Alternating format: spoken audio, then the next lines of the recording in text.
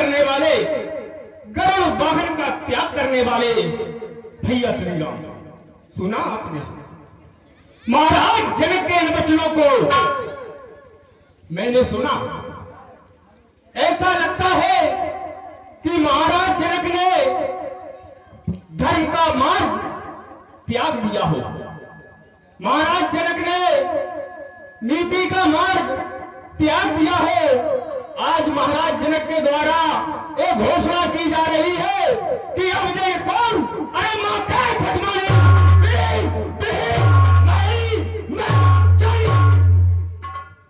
आज राजा जनक के द्वारा समस्त वीर जाति का अपमान किया जा रहा है। मैं विचार करने लगा कि राजा जनक के द्वारा अरे वीरों का अपमान क्यों किया जा रहा है? क्या धनुष का दो भागों में खंडन न होना यह वीरों का अपमान है? नहीं, जबकि महाराज जनक स्वयं अवरोधक हैं।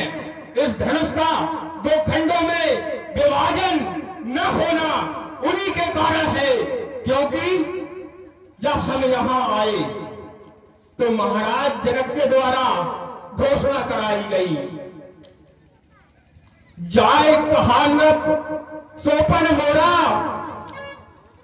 चले हरस चले भाड़ी हरस न थोड़ा, बोले बंदी वचनवर सुनो सकल महिपाल।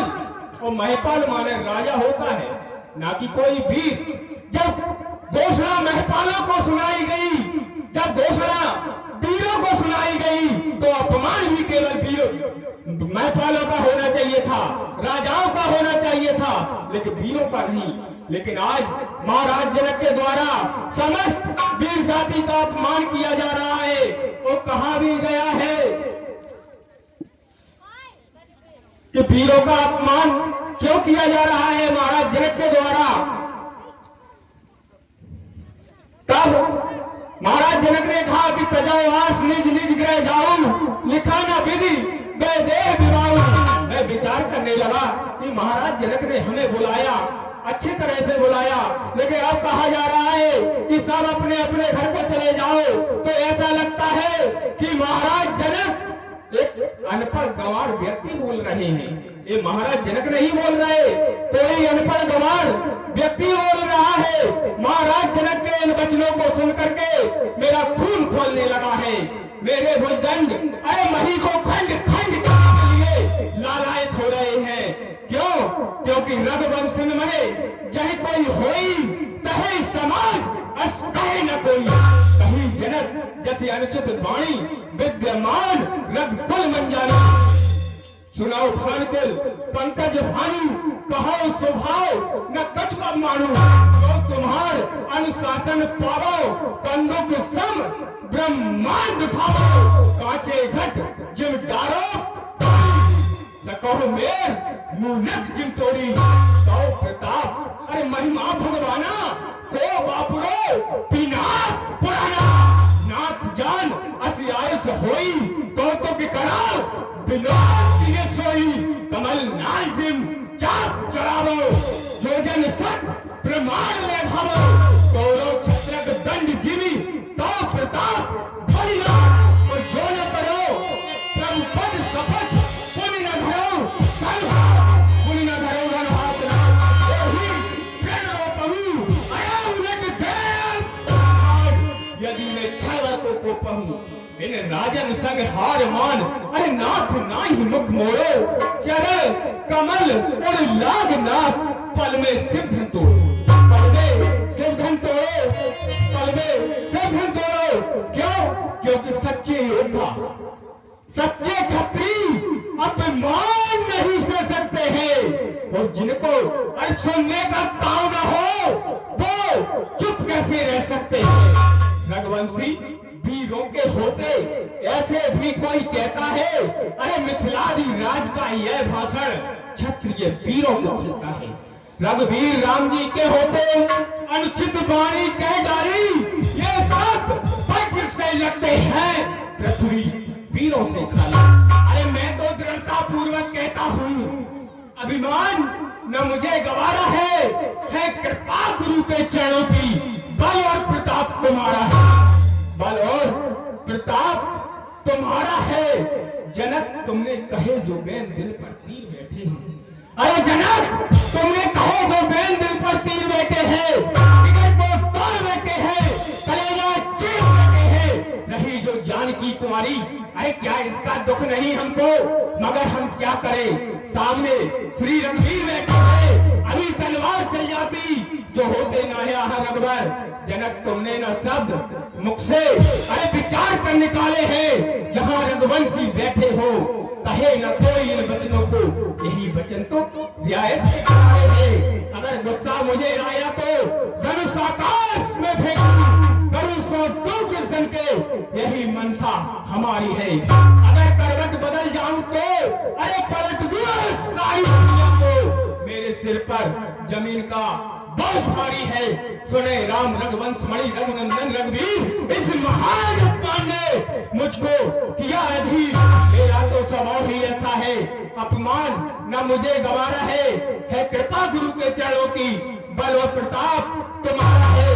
जल को थल कर दूं, थल को जल कर दूं, अरे ले हाथ को सुर में की तरह पीस डालूं, पृथ्वी को धनुष पुराना गिसा पिसा, अरे तेरी कैसा किस गिनती में है, सैकड़ों कोस तक ले दौड़ू, इतना तो बल उंगली में है, उंगली में है, उंगली में है। लखन सकोपी बदली जे बोले, जगमगान महिती करिरोरे, थे नहीं रघुपति लखन निवारे, प्रेम तबे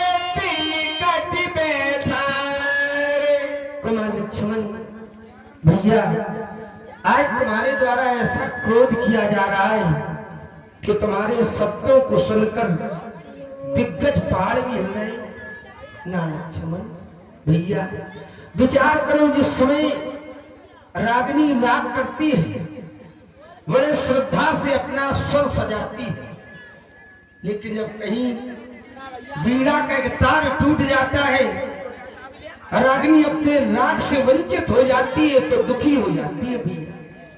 ठीक उसी प्रकार जब किसी पिता की पुत्री मंडप के नीचे पीले हाथ करके बैठ चुकी हो, किसी कारणवश पुत्री के पिता के कानों में यह खबर सुना दी जाए कि अब तुम्हारे दरवाजे पर बारात नहीं आएगी, विचार करो समय पिता उचित अनुचित नहीं सोच पाएगा कि क्या उचित है क्या अनुचित है। क्यों? क्योंकि उसने जीवन से सपने सजाए थे, एक दिन हमारी पुत्री जवान होगी, मैं अपनी पुत्री का विवाह करूंगा और अपने जीवन से उद्धार हो जाऊंगा। लक्ष्मण पूछो उन माता पिताओं से जिनकी पुत्री जवानी की अवस्था में होती है, बेचारे रात दिन केवल यही सोचते हैं कब हमें पुत्री के लायक वर योग मिल जाए, मैं अपनी पुत्री को वैवाहिक जीवन से बांध दूं और मैं अपने जीवन से उद्धार हो जाऊं। लेकिन आज महाराज जनक अपने फल से उद्धार नहीं हो पाए, कभी तो विचार कर रहे हैं। विचार करो लक्ष्मण, आज जो पुत्री के प्रति महाराज सीरध्वज ने प्रेम दिखाया है, संसार में बहुत कम ऐसे लोग मिलेंगे। इसलिए भैया शांत हो जाओ लक्ष्मण, शांत हो जाओ भैया, तुम शांत हो जाओ लक्ष्मण। विश्वामित्र समय समझानी, बोले अति स्नेह मेहमान। कुमार राम, अब वो समय आ गया है जिस समय की प्रतीक्षा 12 महीने से की जा रही थी। अब बैठने का समय नहीं, उठकर खड़े हो जाओ। उठो राम, बन जाओ बहुत चापा, और मैं तो तात जनक प्रतापा। महाराज जनक देवी सुने ना, और सभी नगरवासियों का श्रद्धा दूर कर दो, अजगों को 2 भागों में विभाजित कर दो। गुरु बचन चरण सिर नामा,